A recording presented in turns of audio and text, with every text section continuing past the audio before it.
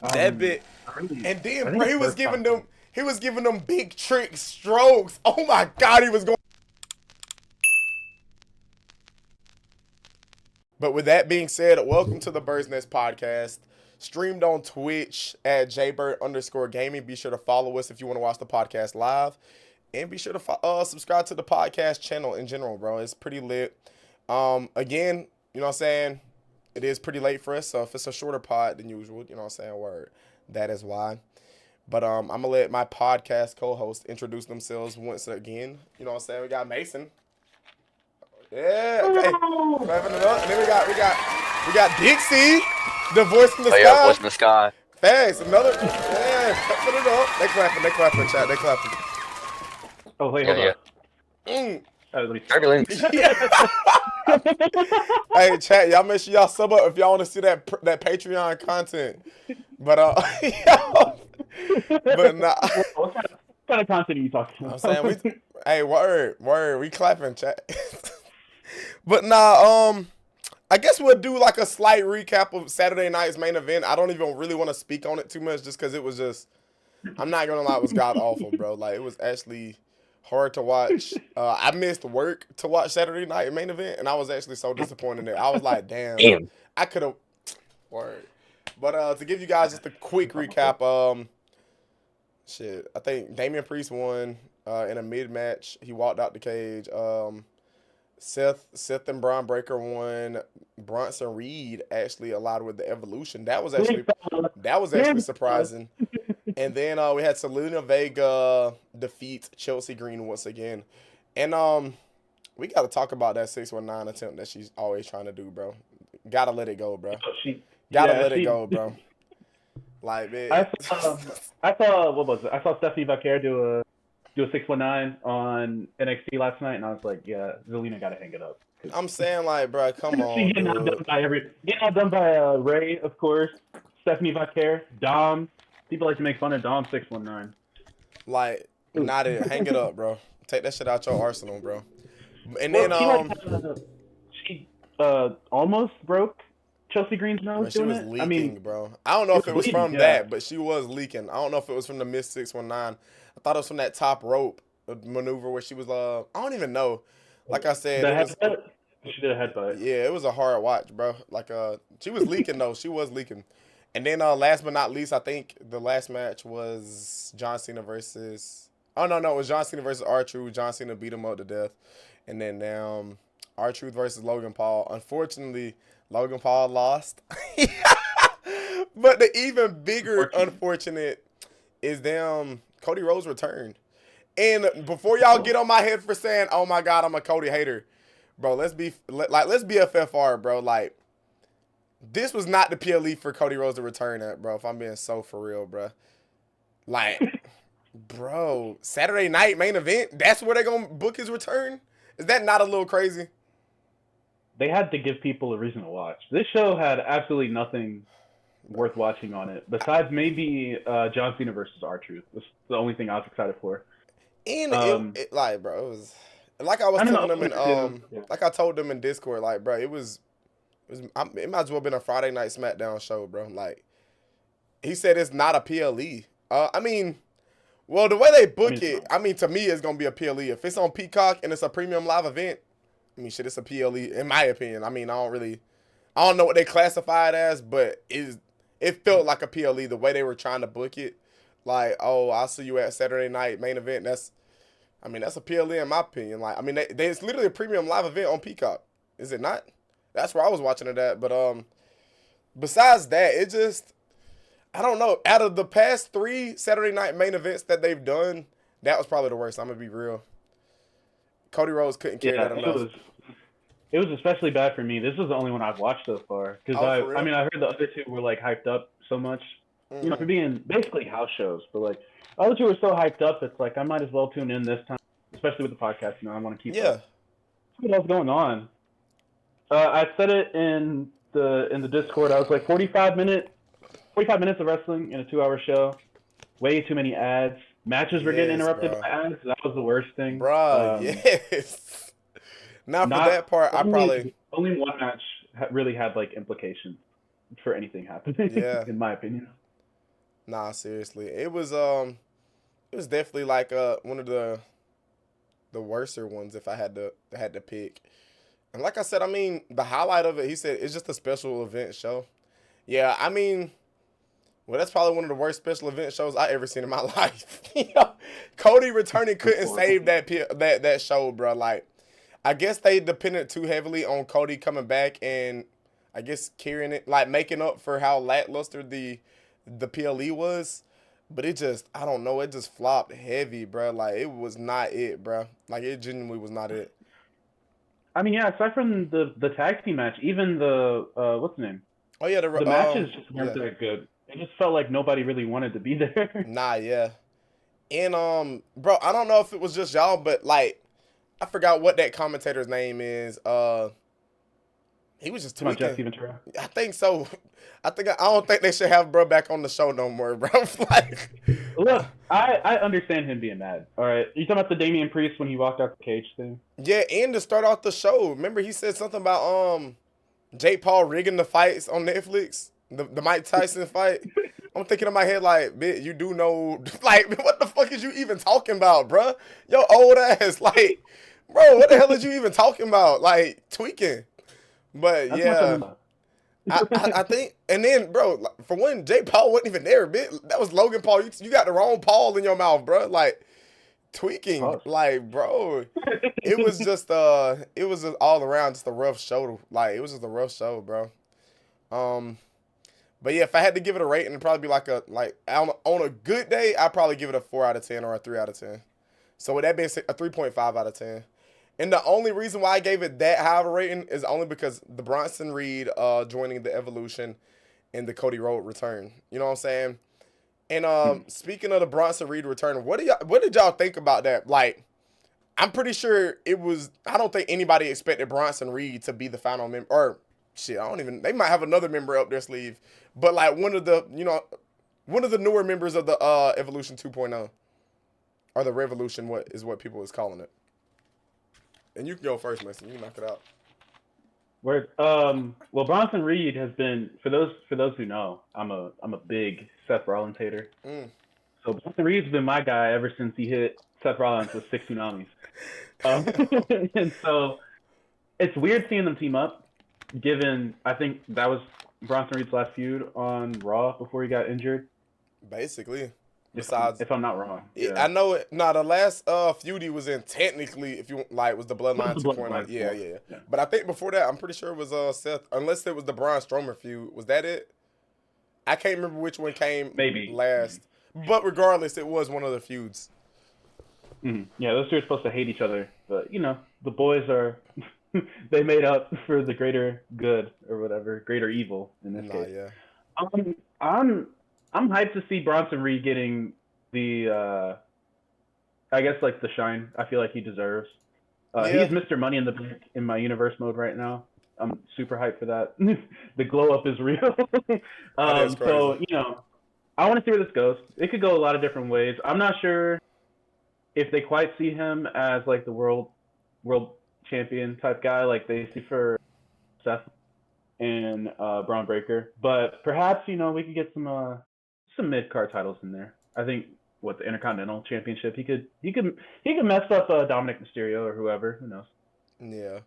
I was about to say, damn, in your universe mode, ain't Bronson Reed in a faction with The Miz and Fandango, like, and Maurice? Listen, okay, so he was supposed to be there as the hired muscle, because ain't that how he originally started though? Ain't that how his re-debut originally started? Yeah, I'm telling you, that's pretty crazy, ain't it? It works. It just works. Yeah. But he's about to like destroy them because I boosted his attributes. He's like a 90-something overall now because higher attributes and top of the power rankings. So he's about to do his own thing. Crazy. That's W though. W booking. Dixie, any thoughts on Bronson Reed joining the Revolution? I guess we'll call it. Yeah, I mean, I'm not gonna lie, I was very shocked when I saw him jump the barricade. Nah, same. It was Bronson Reed, and I was like, wait, hold up. And I'm not gonna lie to you. When he jumped the barricade, I'm not even gonna hold you. I thought it was Jeff Cobb for a second. I'm not even gonna lie. Like, I was so confused. I was like, hold up. Wait, Jeff Cobb? You talking about JC? Yeah, JC Mateo. Yes, that man. Yes, man. I thought it was him for a second. and I saw Bronson Reed. I'm like, oh shit, okay, so we really about to do something here.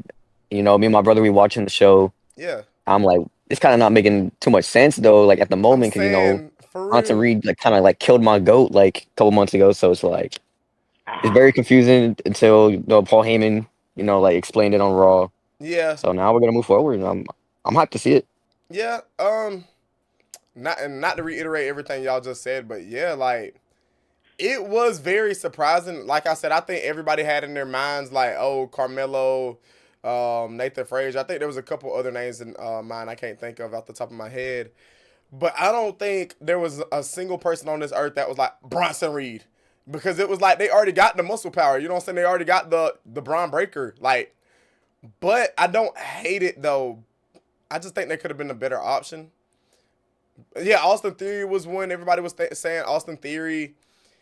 But Bronson Reed ain't a bad choice though. I mean, I can see it. But you could throw Bronson Reed almost in anything, like any type of feud, any type of faction, and he should cook. You know what I'm saying? He's talented. I'm glad he's back. That's the most important thing. I hope he has a healthy run. And shoot, according to Mason Worldwide, that's Mr. Money in the Bank. Bronson in the Bank. Oh, okay, I didn't feel that. Yeah, hey, that's what he said. That bitch said in his universe mode, he the Mr. Money in the Bank. Bronson in the Bank. So, hey, Tsunami in the Bank. Hey, that bitch. I'm about to make a briefcase. Hold up. That bitch Bronson Reed him apparently, but I think it's good though. I think it's gonna work out. That's a pretty dope faction they have there. I hope it doesn't flop. I hope they keep it up. Hope it's entertaining. And one last thing, we don't have to really recap Monday Night Raw. We basically touched on it. But did y'all see where Paul Heyman tried to get us to acknowledge Seth freaking Rollins? Y'all seen that shit? I said, boy, ain't no way, boy. Like, stop playing. Like, man, don't play with my Tribal D, Chief. My fault. My fault. That's not my ball. That's not my ball. That's not my ball, bro. That's not my ball. Not the Tribal D. What you doing over there?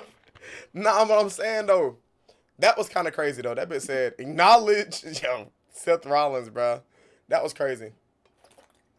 He's a culture vulture. I don't know what else to say. Hey, so the hatred I got for Ray is the hatred you got for Seth, is what you trying to say? I don't think he's my most hated person. What you mean? Well, I'm trying to think who my most hated wrestler would be. I mean Ray ain't my most hated wrestler. Who's your most hated? Who's your most hated? Like, he's just my least favorite wrestler. Oh, well, yeah, least favorite. I guess he'd be... Yeah, Rollins might be my least favorite. Damn. I don't know. Wait, Dixie, but ain't Seth Rollins your favorite wrestler ever? That bitch said Seth Rollins, Johnny Gargano. No particular order. Oh, indie guy. He fought with Ciampa too. Hey, y'all know who mine is. No need for me to elaborate. I don't want to harp on it because I could go on for hours. But word. The Triple Cheeks. I'm saying the one and only, the greatest of all time, the greatest Universal and WWE champion of all time. He's literally the best. Like, bro, one of one. But not to harp on that for too long. I'll let Mason lead this topic, but the NXT last night. Or you want to start with Battle Ground first? Or do you want to start with NXT? We start with Battle Ground. Yeah. You can go ahead and look up the matches real quick. I know we started off with Kalani Jordan and Sol Ruka. I gotta say those two are phenomenal. Yes, just bro. Off the strength, those two are both amazing. Great match. It ended with a little bit of controversy. So, who was it? Kalani Jordan was about to get the win. She was going for the moonsault, and then Zarya moved Sol Ruka's foot out the way, and so Kalani fell on her face. The ref ejected her. But by that point, everything was already done. Sol Ruka got the advantage. She went up to the and she hit her with a top rope soul snatcher, which I get a lot of discourse for online. They're like, it's too choreographed. It would have been cooler if she didn't jump into it, all that stuff. My opinion on wrestling and when wrestling looks real or whatever, if it looks cool, I really don't give a fuck. Nah, I swear. Wicked. Bro, I'm telling you, bro, she really be hitting that bit, bro. And I did want to touch on this real quick though. Like, what are they gonna do with Kalani Jordan? Because she's just going after the North American Championship and she's steady losing. Like, I know she's the inaugural North American Women's Champion, but like ever since she lost that bit, she's been losing like the rematches over and over again. It's almost like missionary. We're getting tired of seeing that. Like, either win the damn title or I'm being dead ass. Like, either win the title or like start fighting for the NXT Women's Championship. We ain't trying to see you lose. Like, as a Carmelo Hayes fan, I'm not trying to see Kalani go out like this, bro. That shit ain't fair. Ain't that a fact? Like, bro. Well, listen, I don't want to spoil what we're talking about later. Yeah, go ahead. She definitely has an opening to go for the Women's Championship. Yeah. Now that we're getting there. Mm-hmm. But yeah, I guess the other thing I was gonna say, I wasn't like the biggest fan. Like, I definitely needed some time to warm up to her. After that match between her and Kalani yesterday, I'm like much bigger fans of both of them. They can really work. They're looking like the future of the women's division, which is going to be a worry soon because once again there's other stuff to talk about later. Dixie, do you have any thoughts on any of the other Battleground stuff? We can keep going. Yeah, I was about to say, besides, I do want to say this real quick before Dixie goes. Trick and A? Like, oh my fucking God. Yeah. The Trick and Hey, TNA stand for Trick and A. Like, oh my God, bro. Hey, that bit Trick fire as hell, bro. Like, bro, I cannot believe he actually won that bit. Like, because in the back of my head, I was like, yeah, they might. But it was like, I don't know. Correct me if I'm wrong, but have they ever like did anything like that where another brand's belt was dropped on another brand? If that makes any sense, I don't know if that makes any sense. That bit, and then bro, he was giving them big trick strokes. Oh my God, he was going dumb with that belt, bro. I said that, when he was playing down the guitar, I said, nah, that's so disrespectful, bro. Oh my God. Donnie fact checked us. He said, nah, that was the first time ever. Bro. Yeah. Kudos, bro. Like, congrats to Trick Williams. Like, he absolutely needed this, bro. Like, this was big for him, like, in his career, especially with him on NXT. Like, bro, think about this, bro.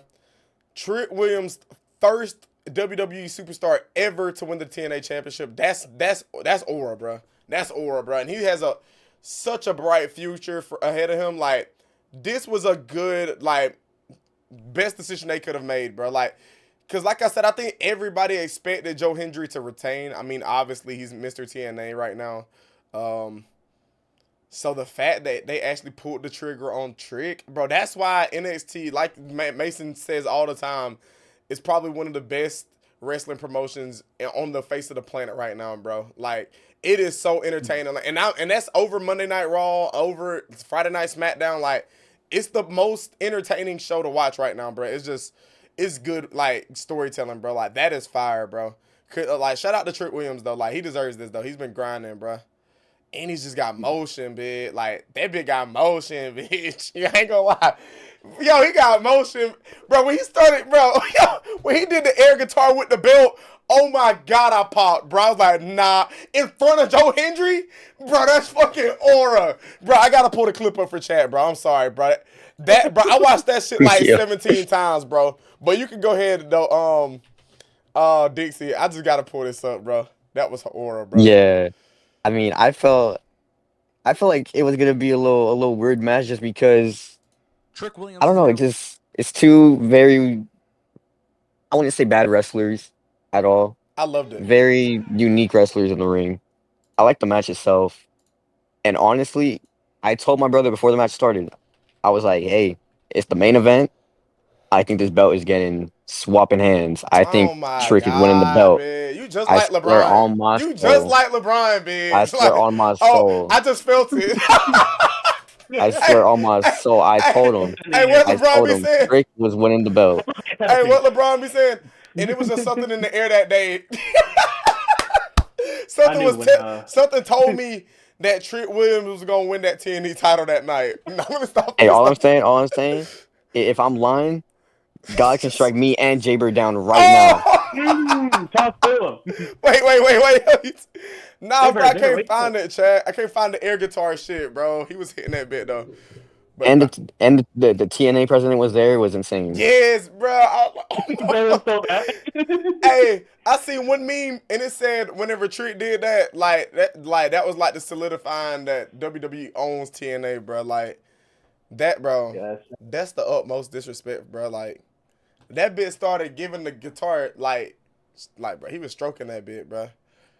W Trick Williams though, man. W Trick Williams. And then I think there was a couple other matches. Obviously had Braun and Oba, or not Braun, Miles Bourne and Oba. And then I think Stephanie and Jordan Grace, which was they both retained. And what? Which leads us. Hold up. What do you mean they both retained? What you mean? Yeah, Oba and Stephanie retained, which leads us into which I'm assuming the topic you want to harp on is NXT last night. Insane, bro. And I let Mason give us the rundown on what happened last night on NXT. Get the rocks off. Yeah, get your rocks off, Oos. Oh, just some more stuff about it. Stephanie Vaquer, of course, and Jordan Grace had the match of the night. They're both phenomenal. Yes. And they're both supposedly getting called up to the main roster soon, which would make sense. Crazy. Given more stuff that's happened. Miles Bourne did really good for, I guess, I won't say low expectations, because I don't think anybody thought that they were going to put him in that spot without him like showing, promise and potential and all that stuff. Good. Honestly, it wasn't like it was very formulaic match, like the underdog come from behind, all that stuff. I think Oba needed like 2 or 3 finishers to beat Miles at the end. But I mean, Miles does some stuff. He's got some good moves in the arsenal. Really good feel for the ring. I'm excited to see where it goes. But yeah, moving on to NXT. 2 very important matches. Oh, by the way, my fault. NXT. Not to cut you off, but also at NXT Battle Ground, Ricky Starks defeated Ethan Page, right, for to retain. No. This was NXT. Oh, so they didn't. I thought they had a match at Battle Ground. Did they not? No, they had like a thing where they announced that the match was going to be on NXT. Oh, okay. See, for some reason, I thought they had a match at Battleground and then they had a match at NXT. I was like, what the fuck was the point of that? But that makes sense. Okay. Okay, I was about to say, that don't even make sense. Okay, go ahead, though. So, they open up NXT. These two have, like, a fight. Like, I'm not even talking like they're having a match. Like, the bell rang, of course. Actually, no, the bell didn't even ring. So, before the bell even start, before the match even starts, like, announcing them, like, Ethan Page just jumps on Ricky Starks. They're fighting. They end up outside the ring, and then they get back in the ring. They're fighting. They get back out the ring, and then, like, they're trying to restore order because, these two hate each other so much. Wow. And Ava comes out, and she's like, there's going to be a winner. This match is not, like, no DQ, per se. Yeah. But she tells the ref, like, make sure somebody wins. Like, we're not letting this end in DQ. And Ethan Page uses that opportunity to do probably the nastiest thing I've ever seen in a wrestling. Oh, you seen that? Signature, the like twist of fate thing that he does. Bro. He does that to Ricky Saints onto a chair. It looked nasty, bro. Like, hold on, actually. It looks so nasty, bro. The chair is like legs up, and he goes neck first onto it. And obviously it's like a gimmick chair. And he sold the fuck out of that shit, bro. He sold it so hard, bro. Which, hell, I don't even know if you want to call that a sell. His ass might have actually been hurt. Bro, he was foam coming out the mouth and all. Bro, I said, God damn, he might have killed that motherfucker. Like, bro, he might have broke his neck. Bro, it looked bad, bro. If Ricky wasn't hurt, that goes to show, like, the level of, like, superstar that he is, just being able to just sell, not bump, but sell that well. Without a doubt. But, they fight back and forth. Ricky makes a little comeback, but Page ends up winning by snapping the top rope into his neck again. Yeah. Further solidifying neck damage, and then he fade again. For the finish, I'm wondering if that's like his new finisher now, instead of the Eagle's Edge, the little crucifix powerbomb that he does. Both of them though, which he did the Eagle's Edge though. Yeah, I was about to say he did still do it. Yeah. He does do it. I don't know like which is finish, but Yeah. But yeah, so he says that Because Ethan Page ended up winning that, so he's the new North American damn, I almost said the new North American champion on NXT right now. And so, what are y'all thoughts on that? Y'all think that was the right call, or y'all think his NXT North American Championship run was a little too short? And for I mean Ricky Saints. And you can go ahead though. I'm gonna be honest. I'm not a big fan of super long title reigns, and I think, especially when you've got two guys like really at the top of the division. Like aside from Ricky and Ethan, I guess the other contenders might be like Wesley. Nah, you can't even say Wesley no more. Can we talk about how they killed all of Wesley's aura? Yeah, he's auraless. We'll talk about that. We don't have to, but it's bad what they're doing Wesley. It may be like Javon if he steps down. Actually, more news on that. But yeah, Javon if he steps down to the North American Championship, it's so few. So what I was trying to say is, whenever you got like such a congested division, I love the idea of trading titles just for the purpose of like advancing storyline. Even if the title reigns aren't that long, you could have somebody with like a week-long title reign. I don't care, because it's boosting that storyline, and at the end of the day, it's gonna add into like total reign numbers. Like, oh, this guy was a 7-time champion. Mm-hmm. Can't do that when you've got Triple H over here. Like, these guys need to 500 days at a time or something like that. So honestly, hey, Oba Femi might have to be. Who knows? Nah, and I was actually just about to harp on that. I was about to say, now, I necessarily don't mind longer title reigns if it's on the main roster, but on NXT, like, I don't know, the long title reigns just don't hit for me, like, because I feel like you're halting like younger talent's momentum to grow, if that makes any sense. Just because I feel like, obviously, which I mean, the way they're booking it, NXT isn't becoming like the developmental show, but it is basically the developmental show. And so whenever you're having somebody hoard and keep like lock away the title, it is hard for like superstars. For example, let's just say Javon Evans to grow because he hasn't won an NXT championship yet because Oba's had it for the past year and a half. But I do want to say that to say this. I think the only long title reign on NXT that's like that would work is Oba Femi because he's so dominant. Like, it's gonna take somebody that's worthy enough to defeat Oba Femi, and I love that. It's almost like that Gunther IC title run. Like, he was just dominant, bro. And I love a dominant champion. I will say that much. I will say I do like a dominant champion. But yeah, as far as just long title reigns in general, yeah, like you said, it does kind of suck because you don't really get those, oh, I'm a 5-time NXT champion anymore because you're holding the champion for so damn long. You know what I'm saying? Like, it's stuff like that you don't see no more because the title reigns are so long. But yeah. And I had like Donnie said, the title reigns when it's necessary. I like long title reigns when it's necessary. And yeah, I would have liked to see Ricky Saints hold it a little bit longer, but I don't mind that he lost it to Ethan Page because I'm actually a big fan of Ethan Page. I think he's a pretty solid superstar and he's pretty fire. So I'm not mad at it. I'm actually not. He can always win it back. Yeah, for sure. I doubt they're trying to bring him up this early. Nah, yeah, without a doubt. What you think, Dixie, about longer title reigns? I know you got a problem with Papa H and the long-term storytelling. Oh man, I mean, I feel like his title reigns and his long-term storytelling are two different things. I mean, this Austin Theory babyface turn should have happened a good year ago. Bro, they're still teasing it for some reason, yes, and it's just never gonna happen. I feel like it just might be a running gag at this point. So yeah. But regarding to title reigns, I feel like, I mean, personally, like I said, I don't really watch NXT that much just because I don't. I forgot. But I know Ricky did have the title for what, maybe about like 60-ish days. Yeah. Yeah, a couple months. So I feel like I mean, for somebody who just got there, I feel like that's a solid first reign. Like, he doesn't have to have like anything like 250 days. He doesn't need that. And either way, I feel like he probably is going to be the one to dethrone Ethan Page for the title because they're still probably in a feud. Yeah. So I honestly don't mind it. They're 1-1. Yeah. So I think Ricky's gonna win the feud, win the belt back. I think he'll be fine. Yeah, like I said, I'm not too mad at it. I mean, it is what it is. It what you know what I'm saying. I like both superstars. I think they both have very bright futures in NXT and just in WWE in general. So word, I'm not mad at it. I have to reiterate everything y'all just said.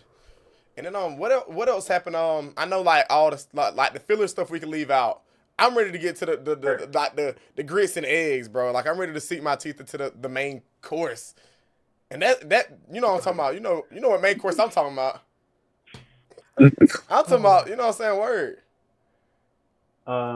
Yeah, this was, it's hard because it's probably definitely time. Most certainly, it's just not the outcome I would have wanted to happen. Yeah. So we get to the actually to preface this at Battleground, there was like a segment after. I told you they put all the good shit on. They put all the good shit on social media. They never put anything important TV or whatever. I assume they did a recap, but so Stephanie Vaquer after Battleground on Sunday got into an argument with Delis and Cheek Tormenta, who are AAA wrestlers, so she's going to be fighting in a tag team match at Worlds Collide. And I think what was also set up during the night was that Lola Vice's tag team partner to fight those two. So you're getting a lot of Hispanic influence, which is cool. And so while she was arguing with those two, JC Jane arguing with her Stable faction partner, Fallon Henley. I forgot what their faction is even called. I'm not even Fatal gonna lie. Influence. Oh, Fatal Influence. That's what it is. Fucking, toxic. What were they called before? Toxic Attraction? Yes. Fatal Attraction? Whatever. Yeah. It's a ripoff of oh, it's so stupid. It is. I hate the whole thing. So they're arguing in the background, whatever. She walks away from Fallon, walks up to Stephanie, and literally slashed the taste out of her. It was kind of crazy. So those two, it was Toxic Attraction. Thank you, Donnie. Those two got set up for an NXT championship main event of NXT last night, and they're fighting pretty back and forth. And at the end, Stephanie has JC Jane in a triangle choke over the top rope. Jasmine Nix comes up on the other side of the ring and distracts the ref, and Fallon Henley comes 619-esque move. And that is how we got a new champion. Yes, JC Jane hit her with the rolling elbow, her finisher, and that is crazy, bro. Mind y'all, chat, she just lost like Stephanie Valkyrie just beat Jordan Grace the night before, or not you know what I'm saying, the match, you know what I'm saying, at Battleground. So I ain't gonna lie, I go ahead and get my rocks off first. I was pretty upset, bro. I ain't gonna hold you, cause I was just like, bro, what the fuck? Like, if they was gonna have Stephanie Valkyrie lose it, why not just have her drop it to Jordan Grace, a very notable pretty notable face in NXT, and that could have been a good feud for like a good solid couple months, at least until the next PLE. And so, I was pretty upset whenever she lost it to somebody that she feuded with for a social media clip. Like, literally, it was I don't want to say the worst way to book a title drop, but I will say I was not expecting that. Like, I wasn't expecting it. And I not to hate on JC too much, because out of everybody in Toxic Attraction, she's the last woman standing. And I mean, word, like, which is a crime. It's a crime. It is. It should have been Gigi Dolan. It should have been Mandy. So what? She want to post her ass and shit. Like, no, I'm saying, like, bro. Maybe we were propping up mid. I'm just saying, like, bro. I don't know. It was just. But yeah, the match in general just it was straight shenanigans. I just didn't think that I just can't see JC as the NXT champion. I guess this kind of solidifies her as the leader of that faction. Cause for a while I thought it was Fallon Henley, since she was the women's North American the women's North American champion. I don't know though, but it was crazy though. I was just yeah, it is tough. It was tough, bro. What'd you think, Dixie, on JC Jane beating Stephanie Valkyrie for the NXT championship? Yeah, I mean, I was watching the Pacers game, so I saw the notification on Twitter, I open it up. It says new NXT Women's Champion Yes. JC Jane, and my jaw dropped Nah, because yes, I bro. was like, what? What? Why? So Yeah. I was very confused. Yes. Uh, I think that's what everybody was thinking. Why? Like, why yeah. JCJ? And I know Donnie said it, like, she's been there for 6 years, but just because you've Doing been there Damn. nothing. for Oh, no wait, just because you've been there for a long time doesn't mean you Nothing. deserve like I mean, I'm not mad at it, but it is like, what has she done? Like, I mean, yeah, she's, you know what I'm saying, been in the faction, but that's all she's been is in a faction. Like, once Toxic Attraction like split up, I guess you could say, like, she had that feud with Gigi Dolan, but what else after that? Like, I don't know. Being there for 6 years and not having nothing to show for it is not a flex, my boy. Like, that's just not a flex. But I mean, Lord. I guess this is. I mean, it's good for her because I mean, now she has something to build off of. I did think it was a bit random though, bruh. Like, I I don't know. I did think it was a bit random, but hopefully it's a good reign with her in her faction. I think it'll be entertaining at least. And believe it or not, I know this is gonna sound like oh biasy, but I've always liked JC Jane. Like even in Toxic Attraction, like I always thought she was one of the more entertaining ones out of the group, and is one of the more entertaining ones out of the Fatal Attraction. I don't know what the new faction is called, but yeah, like I think she'll have a decent run. This is one of those title runs where I don't think it should be a longer one, but you never know. But hey, let Sean cook though. Let Sean cook. I hope he's got something. Look, man, I really don't. I promise you, I don't mean to respect JC Jane because Yeah, I don't, same. especially after the stuff that's come out. Especially after the stuff that's come out with Cora Jade and not Mandy Rose. Cora Jade and Gigi Dolan. I don't doubt at all she's put the work. And I don't doubt that she doesn't try her hardest every time she gets out there in the ring. It's just for watching this show, and what, she's been part of 2 groups now, and I don't confidently believe she's been the best member in either group. Damn. It's kind of hard to see her as champion. Yeah. I feel like, because if they were going to do this, you know, they want to move Stephanie Vaquer and Jordan Grace to the main roster. Oh yeah. Do whatever they want. There's other faces you can put in that top spot, I guess, to, you know, lead this new era where where NXT is going. I mean, they've already been putting Jada Parker in. I was just about to say that, bro. I was just gonna say that, bro. Agree with me, and I knew you would agree with me. They've already been putting Jada Parker in these main event spots. I'm trying to think who. Fallon Henley is in the same group. You could even threw Lola Vice in that bitch, bro. Lola Vice. I mean, they're supposed to be teaming together now, so it is what it is. Yeah. Lola Vice.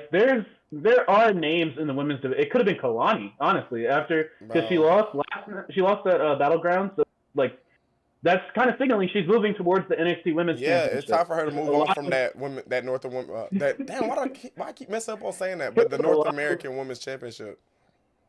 There's a lot of names in there that could have been in this spot that I felt deserved it more than JC Jane did. But I don't know. Maybe they're gonna try and use her. Yeah. You know, get like the faces over, because they may not want to turn. Yes. I was to do the thing with Stephanie. They may not want to turn. I'm trying to think who is heel. Who did we just say? I guess Jada Lola Parker, Vice. I think Jada's the heel though. I mean, she's more like a tweener. I know what they call it, like where you in between like heel and face. But yeah. Like I said, I wasn't necessarily mad that JC Jane was the one that won. It was more so just like it was so random. Because like you said, hell, even Fallon Henley, like she seems like the more like leader of that faction. Why not just let her? I don't know.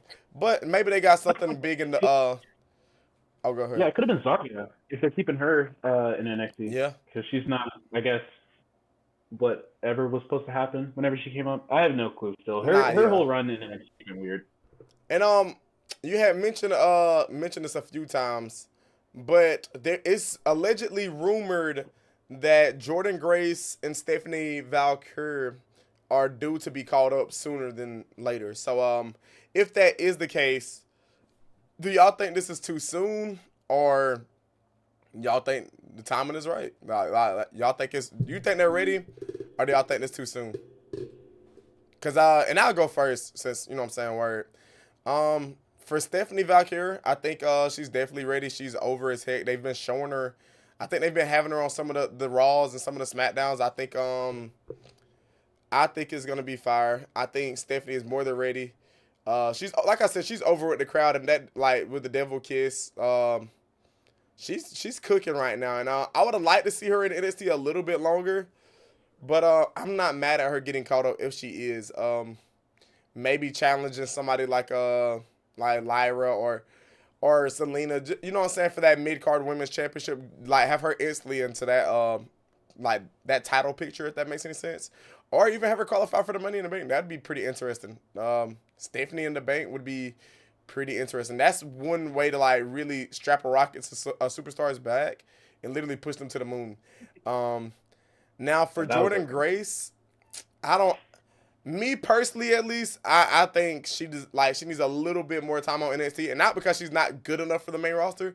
It's just because she hasn't done anything on NXT, in my opinion. Like she hasn't won any like notable accolades on NXT.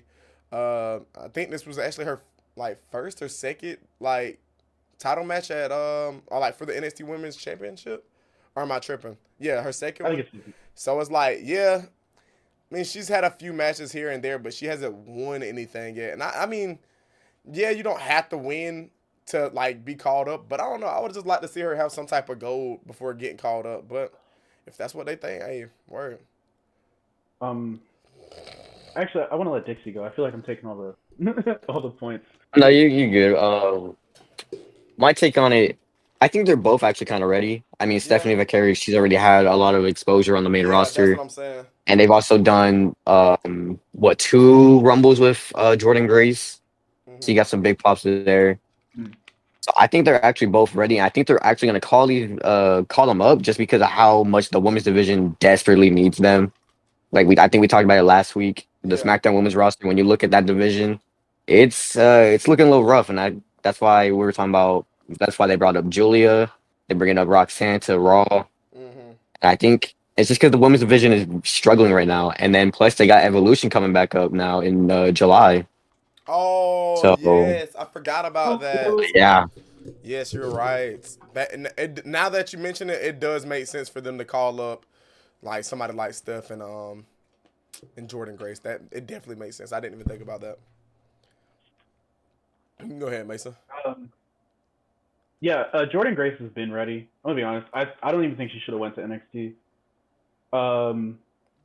I think the reason Jordan Grace, I guess, what am I trying to say? I think the reason she never won any gold is because when it comes to the three women who came over at the same time, you got Julia, Steph, and Jordan. I think, and I probably said this before, Stephanie Valkyrie ended up being what Julia was supposed to be, and I think Jordan Grace ended up being what, what did I say? Steph ended up being what Julia was supposed to be, and Julia ended up being what Jordan Grace was supposed to be. I don't think Steph was, like, this was the big three of women's signings. I don't think they fully expected Steph to rise and like number like she ended up doing. She was kind of going to be a solid number 3 behind Julia as a very talented 1, and Grace is like a very solid 2. So I think she should have been in the main roster from the beginning, personally, just because she spent so much time in TNA. She's progressed so much, even like on the indies before then, and even in her time in TNA. And that SmackDown women's division really needs some help. That's my main thing. Doubt, bro. And if I'm being honest, like, she should day one be the person to take that championship from Zelina Vega. Damn, for real? That U.S. championship is in hell right now. I told you it was cursed before too. It's really looking like it. It's not even cursed, bro. It's just, I don't know, bro. Saturday night's main event match was so bad. Yeah, I think, yes. I don't really, bro, and I know I said this last week, but that shouldn't even been on that card, bro. We should have got something else. Have. Like, we definitely should have got something else. Not to harp on Saturday night main event again, but yeah. I think they just threw them in there last minute. It was like, oh, we have no women on this show. We need to. That's what it felt like. Yeah, because I mean, they were talking about it on Twitter too. It's like, y'all really not putting any women on Saturday Night's Main Event. It's like, oh, we need to fix that immediately. And then they gave them like absolutely no time to prepare. Like, this is something they should have had figured out a long time ago. Yeah. So that's why Tripp's kind of falling off, bro. Shine better, bro. But we mentioned Steph and Jordan Grace getting called up. With that being said, and this is mainly a question for Mason, since DC don't really watch NXT, but feel free to chime in whenever. But if they do get called up, who do you think should and will be the face of the women's division on NXT with them being gone? Because I'm not gonna lie, I think you could ask anybody. Obviously, Steph was the face of that NXT women's division, and then runner-up was probably Jordan Grace, if I'm being real with you. So the fact that both of them getting caught up is actually crazy. But, you know what I'm saying? I'm just curious to who you think should and will be the face of that women's division now that the two, I guess you could say, pillars are now being called up, allegedly. You can go ahead whenever. It's hard. I think, truthfully, it should be, it's tough. There's a big three brewing right now, and it's Sol Ruca, Kalani Jordan, and Jada Parker. Now, Sol Ruca is already the North American champion, and they might be moving into some kind of feud with her. That's the direction it's looking like it's going. It wasn't addressed on, well, at least in the bits that I've seen, but I assume that's the way it's going. In my heart of hearts, if I was to choose who should be the next face of the women's division, it would probably be Jada Parker. Bitch, Miss Parker. Go crazy, B. I love Miss Parker. She's so fire. Now, I think they might end up. There's going to be like at least a 3-way rivalry and stuff. Like possibly Azaria taking Sol Ruca, and then it goes from there. Yeah. I'm thinking they might really try and get Sol Ruca as that face. Okay. Which, I mean, would be fun. You can have multiple faces. I think that's the main part.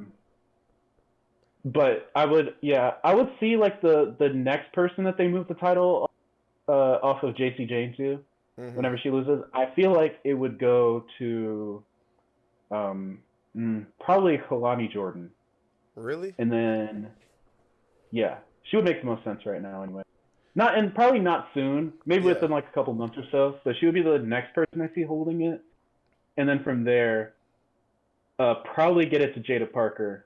And then somewhere in there, like Sol Ruca would get it, whether it be like Stand and Deliver next year or something. That's crazy. Like that. And I'd have to agree with you 1,000%. I think the new face of that women's division should and will be Miss Parker. But there was a name that I'm surprised you didn't throw in there at all, and that's Lola Vice. Like, I think she's already kind of over that NXT crowd. I mean, yeah, they ain't really had nothing for her recently, but I think now with JC Jane being an NXT champion, I feel like this is the perfect time for her, like, to spark back up the momentum they had with Lola Vice. Because remember, for a while, like, she was on the same level as, you know what I'm saying, Steph and them whenever she first came over. Like, she was up there. Like, she was over. And maybe it was because she was shaking ass. But, I mean, regardless of how you get there, she was over. And, but out of nowhere, she just, like, her momentum was just halted. Yeah, like, it's just, her push was so start-stop. I have no clue what they're doing. Because they basically gave, like, I feel like they gave the momentum that she was getting to Jada Parker whenever they had their rivalry. So I don't know where it's going from there. Yeah. But it could. But yeah, I have to retweet everything you just said. I think Jada Parker is definitely one of those main contenders to be like the face of that division. As she should. She's been killing it recently. And she's just a cool character, bro. She's just so bad, bro. She's so fire. And then I love Kalani Jordan. I love Kalani Jordan. That's a good choice. But you can go ahead. My fault. My bad. I didn't mean to cut you off. Sorry. My other thing was, I don't know if she's gonna be a face, but don't count out like a Fallon Henley run if they go with like a rivalry, like an inter group rivalry. Given that she was the first champion of the group anyway. Yeah. I'm surprised they give it to her. She's also really good, so yeah, I could see it happen. But now, I love those answers. I just want big things for Kalani Jordan, bro. Just because I mean, I know her, like, bro, like, she's fire. She deserves the world. Like, she's literally, she kills it every time she goes out there, no matter who she's in the ring with. I can't wait for her to get caught up, really, just so I can see her in Money in the Bank matches, and Kalani in the Bank would hit, bruh. Like, I'm telling you, like, bro, the future is so bright for that NXT Women's Division, bro, that it's not even funny. Like, I'm actually curious to see how they keep NXT afloat when all these super fire talent like Stephanie Valkyrie and Kalani Jordan and Jordan, like, when they all get called up eventually, because I mean, eventually they're gonna get caught up, unless you're Wesley and the Don. I mean, man. How long has Tony D been there, bro? I was about to say, unless you Tony D and Wesley, eventually you got to get called up. And that's such for them. And I love both of those superstars, by the way, Chad. I'm saying, unless you're one of them, like, eventually you're going to get called up. So it is, like, I'm curious to see how their futures pans out. I just hope they don't, like, because they're all great talent. And so it's going to be, like, it's going to be exciting, bro. It's going to be exciting, to say the least. And they're really in their, like, 2002 WWE era with, it's like whenever Stone Cold and The Rock left. And it's like, damn. Our two biggest money makers are gone. We gotta make some new stars. That's the mode that NXT. Right, and they're cooking, bro. Good for them. Yeah, I think it's good for them because, I mean, similarly, like with WWE, they had OVW 2000, get John Randy Orton, Batista coming up. They've got these, young women stars that are also, like, ready to, really make a impact. So I think it's their time. Yeah, without a doubt. And this is where we transition into kind of like, I don't want to say AEW because I just cannot stand that brand, but let's just go ahead and get right into it though. And I think Mason sent us a tweet. What CM Punk run was better, his WWE run right now, or his AEW run prior to his return, I guess you could say, to WWE? And Dixie, you can go first, since you know what I'm saying, you Mr. I love AEW. I love wrestling. What? Like, damn, whoa. Hey, Chad, he support like that trash ass brand, like, bro. That's your brand. You love AEW. You fuck with I don't the even coach. watch it that much, but nah. Nah, you can start us off though. Hey, you can start us off though. So the question was, like, today's CM Punk WWE run or his AEW run, what you think was better or is better? Well, I've only seen a little bit of his AEW run. I mean, it started off insanely good. With the debut or debut return in Chicago on the first ever Collision episode. I remember watching that live. That was insane. It was the worst kept secret. My fault, not to cut you off. We got there. You said live as in, like, you was there or on TV live? Because I can never tell. Because on TV live. Be going to shows. TV live. Chad, Dixie Rich, on TV live. I've never been to Chicago. My fault. Go ahead. Nah. I remember watching it on TV though, and it was insane. And I'm pretty sure his first. Correct me if I'm wrong. I think his first match was with Darby Allin. I think. I don't remember correctly, but I think it was that match. I don't really remember it that well because I didn't watch much of his AEW stuff. But the things I did see, it was good. I mean, I liked it, but obviously I've been watching more WWE than I did AEW, and I really enjoyed this run, especially with the rivalry with Drew McIntyre, the stuff he's done with Seth. I really enjoyed it. Yeah. So I think his WWE run has been better. Damn, I'm surprised. Coming from an AEW fan. Crazy. I'm sorry. All right, Mason, you can go. I'll save mine for last. Because I think I might actually surprise a lot of y'all. Okay, so this got brought up because both runs have hit about 2 years, I think, which it's crazy to imagine that CM Punk's WWE run has been 2 years already. Just because we missed. For real? We missed all that time at the beginning due to injuries, It's crazy. Injured for the 2024 Royal Rumble, and we missed like a good 6 or 7 months of Punk because of that. So it's hard. So I've had like 3 spurts of watching AEW. They were I think the first one was when like Cody was still there and they were trying to figure out, are we going to turn Cody heel, or are we going to keep him a face, or what are we going to do? Are we going to actually have him break that promise to never fight for all that stuff? And so I watched then, and then the second time I watched was the Summer of MJF, I guess is what it was called. With all the stuff with MJF, it was really good. And then the other time, whenever CM Punk came back, and I feel like CM Punk's AEW run, it has a lot of like good stuff, because there's just so many like dream matches, things that we'd have never expected, like CM Punk wrestling thing. We got CM Punk in John Moxley, Dean Ambrose back in the same ring again. A bunch of stuff like that. I don't know. They're 2 very different runs. You've got like you got the dream match run in AEW. The what is it, like the storytelling run with WWE. So it's Punk and Samoa Joe. I can't believe I forgot that. That was like one of the best rivalries. One of his final rivalries too, right? That was like one of the final ones before he crashed out with what's it called? I was making sure, because I don't be watching AEW like that, so I just want to make sure I got the order, like, you know what I'm saying, word. My mind was pretty set on AEW before it, but now, even thinking about this now, I think AEW would have to be like the better run, just from all of like the virality that it created around Punk. Like, the whole thing with him getting into the fight with Jack Perry over the real glass, and then just like all the backstage drama and stuff that it caused. Can you imagine how much fun, if we were doing the podcast back then, how much fun it would have been to like about all the antics CM Punk got bro, yes, bro. Even though I don't watch that brand, but yeah. I'm kind of upset that we missed out on that. I think CM Punk's run on AEW was definitely better, just because it got me watching the show. Definitely is kind of crazy though. I think it got me watching AEW for one, which I don't watch wrestling in general, like weekly anyway. So me watching the show is a pretty big thing.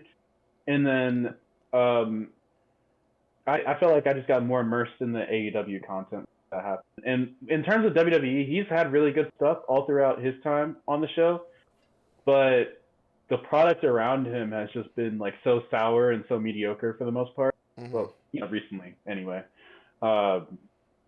It's just been it's been hard to keep up with it, I guess, if that makes sense. So you can see him, I guess, really elevating AEW, if that makes sense. He's a floor raiser. Yes, and it's crazy that these words are even gonna even slightly come out of my mouth, because as you guys know, I cannot stand AEW. But I was for the most part, I was slightly leaning towards the AEW run. But now that I'm really just like remembering everything that like he's done so far within these like since his return, me personally, I'm giving it to WWE. But I do want to like harp on some few things that like had me slightly leaning to AEW at first. For one, that return, like, it was so sentimental. Like, obviously it was in Chicago. Like, what other, what other way you can, you book him to return?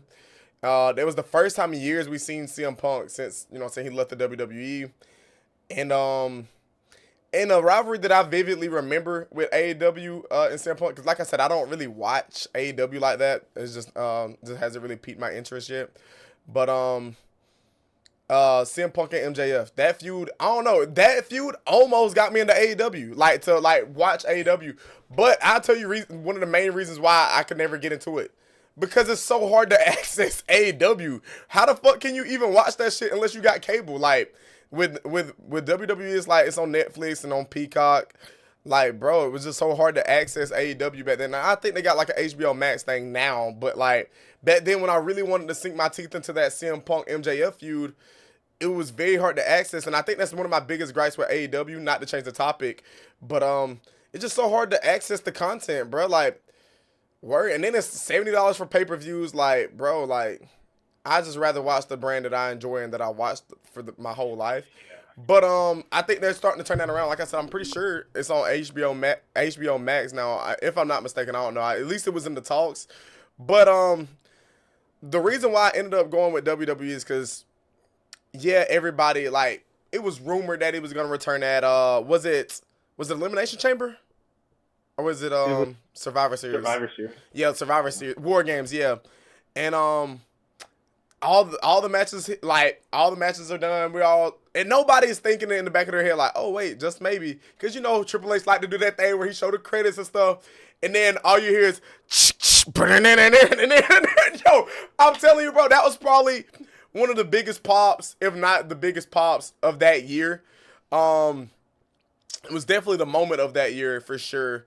Because in that same night, you also had Randy Orton return. Because I was like, oh, well, they had Randy return, so there's no way they're going to have CM Punk return, right? And he actually returns, and hell froze over. Like, I remember that was the same, like, bro, because nobody expected CM Punk to ever return back to the WWE. Like, after how they left, they ended on such bad terms. Nobody ever expected him to return. And he returned, bro. Like, and it was in Chicago, right?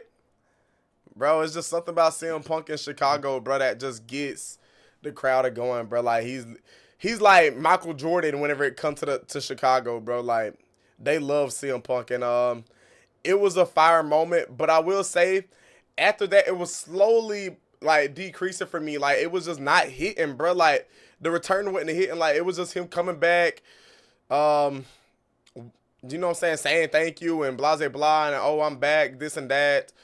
But then it slowly started to rise again whenever he started getting into deep feuds. I think one of the main ones was it Drew or was it Seth first? I think, well, the one that got me back into it was Drew. I say, like, that really got me into his return. I think it was Drew first. Yeah, so yeah, I think him going with Drew, and then you started seeing more of Pipe Bomb CM Punk slightly, like, coming back slowly. And then I think, what was it? Was it after Elimination Chamber? He had he had the mic drop where he was talking about The Rock being bald, and he was talking about John Cena. Yeah, like, it was just like, I don't know. I love the way they're doing it now. Like, he's cooking right now, and then I think he's due for a title sooner than later. Like, maybe by Mania. I think he deserves a title soon, bro. Like, he's too good to not have a title, bro. And by soon, I mean WrestleMania, not like, oh, next month at SummerSlam. Like, I think it's been long enough. Like, hell, you said it's been 2 years since he's been back in the WWE. Like, and same thing I said for Jordan Grace or JC Jane. Like, nothing to show for it. Like, nothing to show for it. Like, yeah, he's had some fire banger feuds with Seth Rollins, Drew McIntyre, and he had the little War Games. Really, but yeah, word. Yeah, so it's like, bam, like, let's get the ball rolling for CM Punk, bro. But yeah, like I said, I'm still kind of on the fence. But like, if I had to choose a final answer, it'd probably be WWE. And maybe, I don't know, maybe, who knows? This is recency bias. Who knows? Maybe it's just recency bias. But I'd have to lean more towards WWE. I ain't gonna hold you. They might do Punk and Cena one more time. Might is an understatement. They definitely doing that one more time. And I said it a few weeks ago on the pod. I think they're doing it at Money in the Bank. Like, there's no way they're giving us these Easter eggs and these hints just for them not to have that match, bro. But you don't know? You said what? You don't know? You don't know about Money in the Bank? What? Oh yeah, I forgot it's the tag team, bro. Oh, Triple H fumbling, bro. Triple H fumbling, bro. He is fumbling, bro. Triple H is so fumbling, bro. I don't know why you're getting your hopes up. See, this is what I say. It's like, it's surprising how night and day things are between the main roster and NXT. Bro, I feel like they don't even try. They don't even try on the main roster. And then NXT is just like, it's just because, bro, I love the WWE, bro. Like, it got a special place in my heart. Like, I want them to succeed, bro. Like, oh my God, bro. Shaking my... Maybe, I mean, what they be saying? Let Papa H cook? Like, maybe he got something up his sleeve. Like, hell no. Keep the kitchen down. That's what's happening. Maybe he got something up his sleeve, bro. But, get a fire extinguisher. You can't cook. And, and this is probably the most we talked about AEW. But, like I said, I've been trying to, you know what I'm saying? I think it's on HBO Max now, but I have been trying to get back into it. And so, I guess you could consider this my bird is the word, like, topic of the podcast, or segment of the podcast. And so, and it's mainly for y'all too, because I don't watch the product. But my bird of the word topic is, What are y'all's top 3 AEW matches of all time? And I want to make it a task for myself to like watch these matches, just because I do want to try to get into AEW so I can expand my wrestling vocab and things of that nature, and really, like, you know what I'm saying, where just see what everybody hitting. Like, I just never really understood the AEW hype. So I'm trying to, you know what I'm saying, expand my bag a little bit, you know what I'm saying, where get in my Duffy. And y'all can take some time to think about it, but I will say, like, one of the main feuds that I have seen, and they're gonna be my top 3, but they're probably not top 3, but definitely MJF in that bit. I just have to be so for real with you. And this is the main reason why I always say MJF is one of my favorite AEW superstars, if not my favorite AEW superstar, because like he's the only reason why I even consider watching AEW. Like, for one, MJF and CM Punk, like that feud hit. Like, I really wanted to watch AEW at that time, but like I said, it was just so hard to access.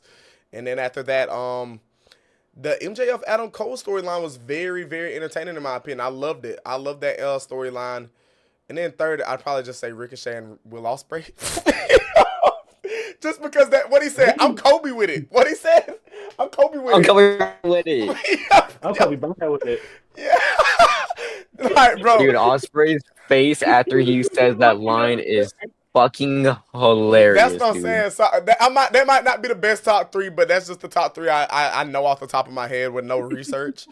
But yeah, I'm just curious to see what y'all think, because I do want to like do my due diligence and go back and like really just like, you know what I'm saying, see what the art is about. You know what I'm saying? See what y'all like about this product. You know what I'm saying? Even if it is minor. I think I have my 3. I bet. Go ahead. You can ISO. Mm-hmm. I bet. So number 3, I'm gonna go with I think it was the Young Bucks and the Lucha Bros at the first ever Double or Nothing, which I watched it like I want to say a couple months ago, just because I was rewatching Double or Nothing and stuff like that. Let me write. And I really liked the match, so I'm probably gonna put that at my 3. I thought it was because I never really watched a Lucha Bros match in full. I've seen Young Buck matches before, so seeing like really like piqued my interest in them, because this was during the time where it was rumored Rey Fenix was going to WWE. So I wanted to catch up on that, see what he can do. So I really loved that match. And number 2, I'm gonna put Will Ospreay and Kenny Omega for Forbidden Door, which I think 23. I think that was just insane match. I've watched it a good couple times already. Bloody match. I've like remember watching the first time, and then the second time not remembering how much blood was in the match. What match? It was my fault. It was insane. Which match? Will Ospreay and Kenny Omega from Forbidden Door. I think 2023. All right, I'm writing these down, because I deadass do want to watch these though. Like, seriously. Yeah, and then my number 1, which, bro, I was eating this shit up watching it live, man. And I wasn't in the stadium. I was at home watching it live. Okay. But Hangman and Swerve in the steel cage match at All Out. Oh my god, I loved that match. People hated on it because of the needle thing in the mouth. I loved it. That shit was awesome. I mean, the feud called for it. I feel like you can do that shit. I mean, the chair shot to the head. I mean, Heyman going batshit crazy on the stage. I mean, the storytelling was there. That might be my favorite AEW match of all time. Dang, so wait, I got a quick question for you, Dixie. Damn, so no Adam Cole match in your top 3? He's the biggest Adam Cole though. Unfortunately not. Unfortunately not. I mean, his run in AEW for me, it's not hitting like he used to. It's just not there. Hey, what a sound effect! He's been injured. He's been injured a lot too, so it's just like, unfortunately, my black and gold goat. It's not there in AEW. Oh, bro, that's so tough, bro. I hate that for you, because like I said, I've known Dixie for years, and bro, the only people that I hear him like really glaze, I guess you could say, is Adam Cole, Johnny Gargano, and Seth Rollins, bro. So it is very like surprising that he's not in. Which that's how I know he's being unbiased, and that's what I want to see. Like I want to see fire matches. And I mean, and to replace that Ricochet one, this is probably a more recent one, and I just happened to see that bit on my timeline. But I guess Will Ospreay and Adam Hangman, that was a fire match, at least from what I seen. Like, I ain't gonna lie, AEW got some graps. They got some graps. The stories might not be all there, but the graps low key was hitting. Like, they was grapping. I ain't gonna lie. And like I said, that's just something I just seen recently, so it might not be top 3 worthy for y'all. That's why I want to get y'all's opinions on y'all's top 3, because that's just what I recently just seen. I was like, wow, that's crazy as hell. Like, that, bro, I ain't gonna lie, it looked like some stiff shots. I was like, damn, they really grapping out that bit. Like, this is what real wrestling look like, right? Ain't that what they say for Big graps. Ain't that what you AEW fans say? Real wrestling, like real wrestling over here in AEW. And so that's the roundup, your top 3, Dixie. Yeah. Man, just so the chat don't think I'm capping out, I'm dead ass writing this shit down for our group chat so I can go back and rewatch. And Mason, I'll let you have the floor. Word. Okay, I'm not gonna give you the best AEW matches, just period, because I haven't watched enough to know. Okay. To be honest, I don't watch. Yeah, I don't watch that much AEW, but I will give you the best AEW matches that I do remember watching. Okay. So first one is Cody versus Sammy Guevara, the ladder match on TNT for the championship. Best. Wait, what you said? What was it for? My fault. You said Cody versus Sammy in the what? I'm dead ass writing this shit down. Like, I swear to God, I'm writing this down. Yeah, TNT championship ladder match. Bet. Best ladder match I've ever seen. I know that. Is it? Yeah, probably. Okay. My fault, not to cut you off, but is that the match where he did the Cody or the Crossroads off the top of the ladder? That shit was crazy. I ain't gonna lie, that shit was crazy. Actually, I don't know if he did Crossroads off the top. That would be crazy if he did. I thought he did. That. I can't remember. I think Sammy Guevara, like, he leapfrogged over a ladder and then hit him with a off the top. That's what I remember. Yeah. I'm gonna have to go back and watch that. Okay. Let's see. Hangman Page versus Bryan Danielson at Winter is Coming for the AEW World Championship. I think that's the one I remember watching. I know there was another one they went to a 7-minute draw. Either Hangman Page and Danielson match is good. It truthfully doesn't matter which one you watch, you'll love both of them. Bad. But that's definitely one I remember watching. Let's see. Pac versus Kenny Omega from you said who? Pac, formerly known as Knuckles. Pac, yeah. Pac versus Kenny Omega from Double or Nothing. What was it, 2020 or 2019? It was one of the two. Yeah, anyway.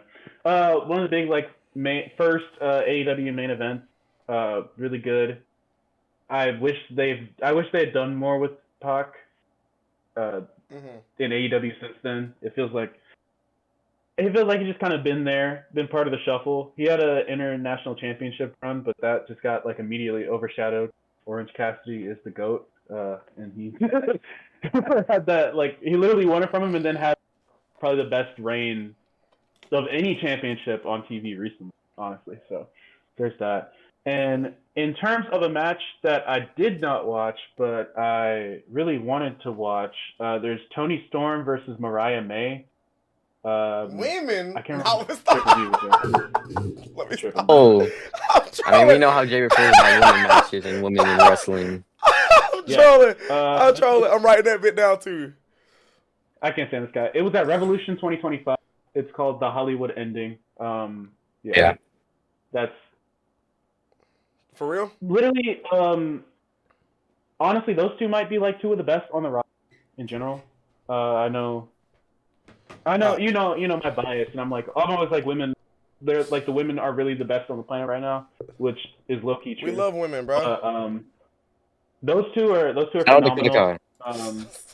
Those two are phenomenal. Those two would probably be my reason if I, had the time to watch AEW. Yeah. But yeah, definitely watch that match if you can.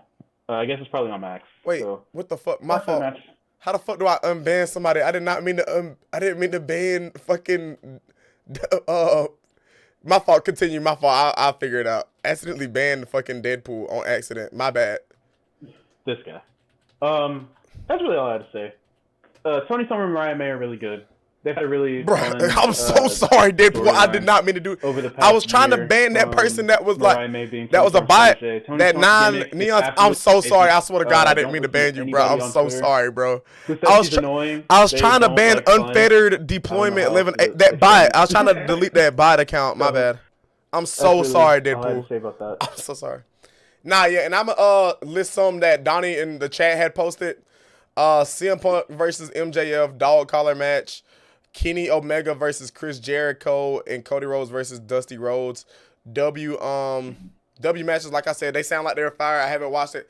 I do want to go through and I might watch them in Discord. So bro, y'all might as well join the Discord, bro. We might watch them hoes together, bro. If y'all want to get I might stream my live reaction to the matches and obviously I can't stream the damn word. But we'll see if we can't work something out. But I do want to watch those because I feel like I don't watch enough like wrestling outside of WWE. I feel like there's like a lot of great wrestling that I'm missing out on. And I feel like that'll help me like with my gym booking that we plan on doing sooner than later. So word. Dang, I had something else I was gonna say. I forgot. I hate when that happened, bro. Really, it threw me off because I accidentally banned Deadpool. I'm so sorry. Bro, listen, because there was a bot they had posted something like, you know how they be like, oh, buy followers here, they blah blah blah. I was trying to ban that account and accidentally banned Deadpool. So for that, I am so sorry, bro. I'm so sorry, bro. I can't think of what I was gonna say. So I guess we'll go ahead and start letting people come into like in the VC and ask us questions that they have. Donnie, you want to come in here first? Is there anything particular? Hang on, I will have to go to the solo camp for a second so I can drag. I wish there was a mod in here. Deadpool, hop in any of the calls. If there's anything you gotta ask, just hop in the VC and we'll drag you. Hang on, wait. But what else was I say? This is like OF exclusive stuff. Yeah, this the OF. You getting the exclusive, chat. Y'all getting the exclusive. This is like you can like make custom videos and stuff. Like this is that. This is your moment to ask questions. What are wrestling, you talking about? Bro said wrestling is great. Don't stick to one company. Hey, I feel that, bro. We'll get Deadpool in here first. Word. Since I banned him, I'll do want to apologize. All right, you're on the pod. Deadpool. Like I said, once again, I'm so sorry, bro. I did not mean to ban you. Apologies for that. But go ahead, though. Yes, it's fun. So, I got one important question. Okay. It's not really WWE related or like wrestling related. I bet. Right. This is like an important question. Right. Who is the GOAT? LeBron James or Michael Jordan? Oh, okay, bet. Okay, we switching it up a little bit. Okay, man. I mean, don't even get them started. I'm biased. Oh, hey, wait. This is what they say. Where do I even start? Oh boy. Nah, I think I'm not afraid to admit that I am biased. LeBron James is obviously my GOAT just because I grew up in that era of basketball. It's obviously probably different for older heads just because they probably got to experience the Michael Jordan like we experienced the LeBron. But I mean, LeBron just got aura, bro. Like, and he's just a good like. He's not even the GOAT of basketball. He's probably like one of the GOATs of humans. Just because I mean, bro, like he started up a school for you know what I'm saying, poor children in Ohio. He got two fantastic athletic sons. One is literally in the NBA as we speak. A beautiful wife. Like he's literally like the ideal man. Like pause. Like no Glaze or no Diddy, but like he's like the ideal man. Like when you think of how you want to like live life, you think of LeBron James. That bit Michael Jordan was in that bit gambling, doing drugs, blah blah blah. But he was a hell of a basketball player. But like I said, my GOAT, LeBron James. You can go ahead, Mason or Dixie, whoever. Because this is for all three of us. He's asking for all three of our answers. Oh, yeah. Well, yeah. LeBron. wait, what did I say? LeBron. What you got, Mason? We gotta make that into an edit. Facts. What am I trying to say? I've seen some Michael Jordan games. I'm not gonna say I've seen his catalog. Like I've seen a good amount of LeBron, but I've seen LeBron do a lot of things that I'm almost certain Michael Jordan could not do. So, bro, I'm getting breed off of that shit, bro. My fault. Oh. I'm sorry. My bad. Anywho. Yeah, my bad. My bad. Go ahead, though. Yeah, it's LeBron. I don't care what anyone says. That's the best basketball player I've ever seen. MJ would be DeRozan in today's era. Damn. I ain't say all that. I ain't say all that, but hey, what they say? What they say? We all agree. Hey, I do agree. Freak Michael Jordan. He suck. I'm supporting a gambling addict and an alcoholic. I'm saying, nah, for real, like, bro, like, why is that so hard to say? Like, bro, the old heads got to get over themselves. Like, bro, LeBron is like, bro, word. But they were doing coke in Mike's day. Man, for real. And not to harp on it too much. That bit was literally hooping with plumbers out that bit. Like, stop playing, bro. Like, that Word, he was playing against like legit, bro. That bit was actually hooping against Nuke Man, bro. No cap. He was playing against. He was playing against grocery bags, like. Facts, bro. Swear. He was playing against construction workers and milk farmers. They was picking people up off the street to play against LeBron, bro. Stop playing. He was playing against cotton pickers. This crazy. That's actually. This the last thing I'm gonna say about the topic, and then we'll move on. W question, by the way, Deadpool. But name me one person in Michael Jordan's era that is like a Kevin Durant or like a Wemby or like, you know what I'm saying? Name me somebody from that era that is comparable to Kevin Durant and Wemby, and then I'll be like, okay, you got me. But literally, bro, all right, wait. We got Kevin Durant. He's almost 7 foot tall and can shoot, bro. That is unheard of in that era of basketball. But go ahead, you can name somebody. Honestly, you got me there. I can't really name any. Nah, yeah, it's straight. I mean, and like I said, I'm overdoing it for the clip, but MJ is like, he's the face of the NBA. He's probably, he's not my GOAT, but I can see why he's a lot of people's GOAT. I mean, he's the only basketball player ever to three-peat twice. He went 6-0 in the finals, so obviously, I see the argument, but there's nothing you can tell me that is gonna make me think that LeBron James is not the GOAT. Like, bro, that's just my GOAT. That's who I grew up watching. Just like the people that says Michael Jordan is the GOAT, probably grew up watching. But W question though, man. W question. Nah, yo, shout out to facts. Darren is right. Jordan was shooting middies. These dudes in today's era is pulling up from half court. Nah, dead ass. Like, word. And this is a hot take, and we'll move on for real. But I look, you think Kobe was better than Michael. All right, let's keep moving. Nah, dead ass. When the fuck did Michael Jordan? When did Michael drop 81? That's what I'm saying. I'm gonna leave that there. But W question though, Deadpool, we appreciate your question. Hey, that's a fellow Georgian in the chat, so I appreciate you, Deadpool. Also, again, I'm sorry. I did not mean to ban you, bro. I swear to God on my life, I didn't mean to ban you, so I apologize once again. But W Deadpool, I'm gonna get Benny Boy in here now. Oh God. Let's see what he got. I'm scared. All right, Benny Boy, you on the clock. What's up, my boy?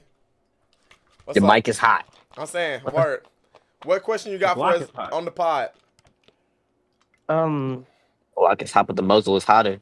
If there's two more qualified match for Money in the Bank for the men's, like, who do you think is gonna be in it for the other two? For the boys? Hey, Carmelo qualified yet? No. No, not yet. I think that's Friday. Okay, I think Carmelo qualifies, and who's all in it right now? My fault. Who's all in that bit right now? I've been working. I think it's Rollins, Knight, Solo, Penta. I think so. We got 2 spots left. I think Carmelo enters that bit. And I really don't know who you would put for the last one. If I'm being so for real. You said who? Sir. Oh yeah, Karrion Kross. I forgot. Karrion Kross. I'll just say those two just to give an answer. But yeah, Karrion Kross and Carmelo Hayes. You can go. Who's gonna win it though? I mean, Melo in the bank, baby. I think Carmelo Hayes gonna win it all. But you can go. Dixie, who the last 2 qualifying? Who you think is gonna be? I mean, Melo obviously because he's in the qualifying match on Friday. Yeah. And then the next one, I mean, honestly, I don't really know who they're gonna throw in there. That's what I'm saying. Just because it's kind of, I don't really know the scene on Raw, so I'm gonna just say like maybe like Sami Zayn, Yuck. Melo and Zayn. I can see that's a good choice though. All right, now last but not least, Mason, who you think? I already said Melo and Karrion Kross, baby. Bet. So to answer your question, Benny Boy, we got Carmelo Hayes, Karrion Kross, and Sami Zayn. And you asked who do we think gonna win? We already made literally last week. We already said who we want to win. Once all the qualifiers are done, that's when we'll announce who we think is gonna win. But oh yeah, LA Knight is in it. Yeah, he is already in it. Yeah, we should do like predictions when it's like confirmed. Yeah. Once all of them are like confirmed, we'll do predictions. But as of right now, I mean, it's just too early to tell. But as far as who we want to win, I think I said Carmelo Hayes. They said LA Knight, blah blah blah. W question, Ben. What about the matches that happen in the Money in the Bank? Hey, I guess we'll find out on the predictions pod. W question. I can't stand this fat ass. He's so funny, bruh. And then we'll get Donnie in here for our final question. Whoop. Yo, what's up, Donnie? The one and only A1, A1 champ. Did he leave? No. Yeah, he left. Oh, I dragged him. He left? You dragged him and then he left. I think he might have like left the first VC and then Jerry dragged him in, so it should kind of happen like at the same time. Yeah. Let me know when you join back, Donnie, so I can drag you. But W question so far. He threw me for a loop for that LeBron MJ one. That was pretty fire. That was a W question, Deadpool.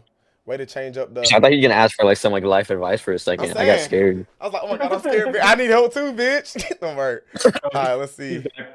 All right. Can you hear us, Donnie? Oh, hello. He's talking. I can't hear him. Yeah, I can't hear him. Yeah, you good. If you need to, we could go to a different VC for you, because I know sometimes this happens with Dixie.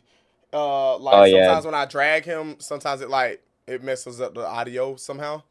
So if I need to, I can we could go to a different VC if we need to, Donnie. Because we can't hear you for some odd reason. Damn. Let me see, maybe. Yeah, I remember that used to happen with me when we were like with people. You drag me into the VC and it just wouldn't work for some reason. Yeah, I don't know why it does that. We'll try one more time, and if not, Donnie, you could just ask the question in the comments, like in the chat. But I guess you could say this a leak or whatnot, chat. But special guest next week will be Donnie A1 for sure. It was supposed to be this week. It was actually scheduled to be this week, but as you guys can tell, we started the pod a little later than usual. Literally, like I said, I just was a bit under the weather. I just been nauseated, so like word. But yeah, we started a little later. I think we started at 9, so like word. It just would have been a bad time for him to hop on the pod because I wanted to be able to give him the best pod experience that we can. But be on the lookout for next week because he will be on the pod. Representing FWW in the Absolute Icons, bro. Shout out to that boy Donnie. And his question was, who are our top 5 animes? And he said he don't know why his why his audio ain't working. Perfect question for somebody like me, because I actually live and breathe anime. I love anime. Like deadass, like if it wasn't a WWE podcast, it would literally be an anime podcast. I promise you. But I just love WWE so much. And word. But I'll say mine for last because I'm actually curious to see what y'all have. I don't know if y'all watch anime, but I'm actually curious to see what y'all have in the chamber, what y'all got in the Duffy. And you can go first, Dixie, because I know I've watched the anime. I watched 2 animes with you technically, but technically, yeah. Why the fuck I just said that shit so nerdy? My bad. Technically, my fault. My bad. But you can go first though. I mean, I actually don't have a top 5 just because I have not watched 5 we'll do top animes. 3. We'll just do top 3 then. Just to, you know what I'm saying, double down for y'all. I'll do top 5 though. I bet I ain't got no top 3 because I haven't watched 3 animes then. Because I've only watched Attack on Titan, some of it halfway maybe, and then the entirety of Free Run, which That's my GOAT just because I watched it fully with, Baked and Jaybird, Minecart. So Free Reign, Attack on Titan, those are just my two. Okay, W catalog. Like I said, by the way, chat, these guys don't watch anime like I do. I be on that bit. I be watching that bit. You can go ahead, Mason. I can't wait to say my top 5 bit. That was a good ass question, Donnie. I've been fiending for somebody to ask me this. Yeah, I was gonna say I don't watch that much anime. I was part of Anime Club back in college, though. We just like watching stuff every once in a while. Yeah, it's so, top 3 anime I've watched: Akiba Maid War, Nichijou, and what was the third one? Cowboy Bebop, easily. Damn. Okay.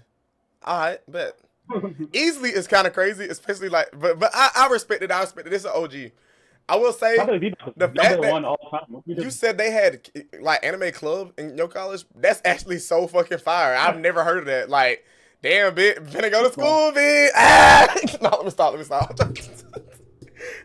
All right, let me run through my top 5 real quick so that way we can get out of here because I gotta pee bad and I finished my water. But Donnie said his top 5 is Death Note, Tokyo Ghoul, Darker Than Black, Dragon Ball Z, and Jujutsu Kaisen. Wow. I'm actually surprised none of y'all threw this in y'all top 5. And I thought maybe y'all threw this in there because obviously, you know what I'm saying, it's like a gimme top 3. Like, and that was Naruto. How the fuck Naruto and nobody top 5? But my top 5 that I'm about to list is excluding Dragon Ball Z and Naruto because it's like, those are obvious top 5s. I want to switch it up a little bit. And I got it written down somewhere because I prepared for this moment. Word. Like, I was fiending today when somebody would ask me what my top 5 animes is. So, yes. Thank you, Donnie. Thank you. This ain't Reed, by the way. Like, I ain't tell him to say that shit. Like, I'm actually surprised somebody else asked that. Where is it at? My fault. Y'all bear with me. I gotta scroll up in the archives. I put my top 5 a couple months ago. Like I said, I prepared for this moment. I just gotta find it. Oh, my 5 right here. This not counting Naruto, Dragon Ball Z, One Piece, none of the big, you know what I'm saying, word, because those are like gimme top 3s, like word. Bro said I didn't care for Naruto. Crazy. That's actually like, I'm gonna pretend I didn't read that. He's right. He's speaking fast. Y'all are tweaking. Bro is not speaking fast. That's actually insane. It was mid. All right. I'm not gonna let you. I know this is the wrestling pod, but I'm not gonna. Y'all don't even watch anime. What the fuck, bro? I'm not gonna let y'all disrespect Naruto. But honorable mention. I go to start off with the honorable mention. As of right now, my honorable mention, like right outside the top 5, is barely like it's the Gatekeeper. I'd have to say Blue Lock. That's a soccer anime. For those you don't know, it's like. To give you guys a dumbed down description, it's like Squid Game but soccer. So like if you lose, you can never play like American, like you can never play professional soccer ever again if you get eliminated. Basically is the gist of it. It's actually very fire. I would recommend anybody to watch that. That's an easy anime to get into, especially if you like soccer. But Blue Lock definitely is an honorable mention. At my number 5, I got Kaiju number 8. And right off the rip, I knew I was gonna love it. It's a fire. That's W. I got that at 5. I'm gonna try not to, you know what I'm saying, take too long because it is 5. And then at number 4, I got Kuroko's Basketball. That's W. It's one of my favorites. I watched it before, never finished it. Started back, finished it. Peak. It's one of my favorite sports animes I've ever watched in my life. And then at number 3, I'd have to go Demon Slayer. Demon Slayer is a really good anime.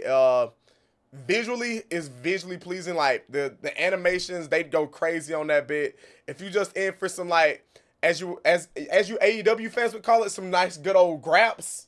Hey, Demon Slayer would be a good old anime for you to watch. It's just visually pleasing. Like the animations for that anime is so good. And then at my number 2, which is probably gonna upset a lot of people because of the community for this anime is very, very, very cringe. But I have to say My Hero Academia, bro. Especially how it's starting to end. Like, it's on its, like, final season or 2. My Hero Academia is one of... Like I said, it's at 2 for a reason. Because I actually really do love this anime. I haven't watched My Hero, the Vigilantes. But I really do love My Hero Academia. Just the plot in general. Like I said, it gets a bad rep because of the community. Like, it's very zesty and very cringe. But my number 1... and Dixie mentioned it. He didn't finish it, which I highly advise you finish it. It's so worth it. Attack on Titan, bro. Attack on Titan is probably one of the greatest animes of all time, for me at least. Not counting like the big three. Attack on Titan has to be my number one because the overall storytelling, the plot twist, like overall is just very good anime. Like it's just very good anime to watch. So that's my top 5 anime. Thank you so much for that question, Donnie. I that brought me pleasure being able to get that off. Like y'all don't know how, bro. I've had that in the vault since 2024, so it's been about a year now. So shout out to Donnie for letting me get my rocks off with the anime. Word. Now, I don't usually get to talk about anime, so I like that. I like that. But with that being said, we are now wrapping up the Bird's Nest podcast. Before we do head out, though, is there any last things you would like to say, Mason? And where can they find you? Mason at Mason Worldwide on Twitter. Somebody didn't put it in the description. I didn't put it in the description. I did put it on like where you said it. Like if you watch the pod, like where you said it, I put it. Like I put it over your. It's in the video. Oh, it's in the thing. It's in the video. I didn't put it in the description though. I forgot. That's on me. But it is in the video. That's what I get for not paying attention. No, you good. I might be on YouTube. I don't know. Chad, y'all tell this man, bro, he got to start putting the universe modes on YouTube. Even if you don't put commentary over it, bro. Like, because the match, like, that Edge versus Randy Orton match, bro, that could. Like, I would love to see that on YouTube. Like, you gotta upload, bro. Even if you don't commentate. The greatest wrestling match ever. Nah, I swear, bro. Let me tell you, I did Undertaker, Carmelo Hayes, and a casket match with real sickos over here. That shit cook too. I'm not gonna lie. Hey, W cook. I'm telling Chad, y'all tell this man he gotta start uploading, bro. I can do it. I don't know if I want to do full like, I guess shows or whatever, because it's gonna be so time consuming and it's gonna just require so much effort on my part. But I might do like recaps, like I might do a weekly recap or a monthly recap or something like every pay-per-view. So we'll figure it out. But I think my YouTube name is the same as. I thought I had got a phone call from my fiance. That's on me. That's okay. I'm checking. My YouTube name is the same as my Twitter name, just without underscore in it. So. But I put it in there. I put it in the video and I put it in the description. That's on me. I didn't even think to put it in the description. I'm no, that's okay. That's okay. I just. And last but not least, Dixie. Any final words and where can they find you, my guy? Hey man, shout out to Dakota Kai. You can find me, JM Dizzle on YouTube. Facts. DC be posting some funny stuff too, bro. He gotta upload more as well. Myself as well. I gotta upload some more gaming content, bro. It just be word. But with that being said, obviously I'm Jaybird Gaming. You can find me on Twitch at Jaybird_gaming, where we also live stream the podcast. But with that being said, this is the Bird's Nest podcast. We hope you guys enjoyed, and we out. W Pod, bro. W Pod, bro.